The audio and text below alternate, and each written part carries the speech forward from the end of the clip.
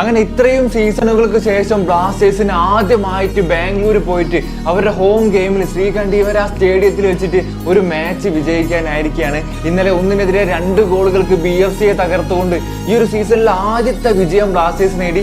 And ഒരു വട്ടമെങ്കിലും അവിടെ ബാംഗ്ലൂർ പോയിട്ട് ആ ഒരു away game KBFC versus Bangalore match നിങ്ങൾ കണ്ടിട്ടുണ്ടോ? നിങ്ങൾക്ക് ഈ ഒരു മാച്ചിന്റെ ഇമ്പോർട്ടൻസ് അല്ലെങ്കിൽ ഈ ഒരു വിജയത്തിൽ നിന്ന് കിട്ടുന്ന ആ ഒരു സന്തോഷം എന്തായിരിക്കും എന്ന് കറക്റ്റ് മനസ്സിലാവും. കാരണം ഇത്രയും സീസണുകൾക്കിടയിൽ നമ്മൾ അവിടെ പോയി അവരുടെ പരിഹാസങ്ങളും ട്രോളുകളും കേട്ട് സങ്കടത്തോടെ മടങ്ങി. പക്ഷെ ഇന്നലെ നമ്മൾ കാത്തിരുന്ന ആ ഒരു വിജയമായിരുന്നു. നമുക്കറിയാം നമ്മളിപ്പോൾ ആ ഒരു മാനേജ്മെന്റിനെതിരെ പ്രൊട്ടസ്റ്റ് ആണ്, ബോയ്ക്കോട്ടാണ്, കാര്യങ്ങളൊക്കെയാണ്. പക്ഷെ ഈ ഒരു വിജയം തരുന്ന സന്തോഷം അത് ചെറുതല്ല.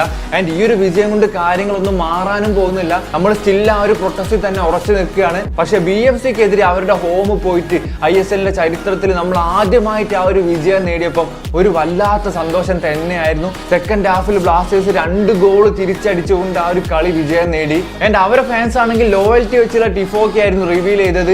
ലോയൽറ്റി ഏതായാലും നമ്മളെ പഠിപ്പിക്കാൻ ഏതായാലും ബാംഗ്ലൂരിന്റെ ഫാൻസ് വളർന്നിട്ടില്ല. കാരണം അവരുടെ ഹോം ഗ്രൗണ്ട് മഞ്ഞ പുതപ്പിച്ചവരാണ് നമ്മൾ മഞ്ഞപ്പട, നമ്മൾ KBFC ഫാൻസ്. ആൻഡ് പൈസ കൊടുത്തിറക്കിയ ഫോറിൻ പ്ലേയേഴ്സ് അവർ ആ ഒരു കളി ഗ്രൗണ്ടിലും കാണിച്ചു. ഇന്നലെ ഗ്രൗണ്ടിൽ ഇറങ്ങിയ പുതിയ 2 ഫോറിൻ പ്ലേയേഴ്സും അവരുടെ ക്വാളിറ്റി കറക്റ്റ് കാണിച്ചു.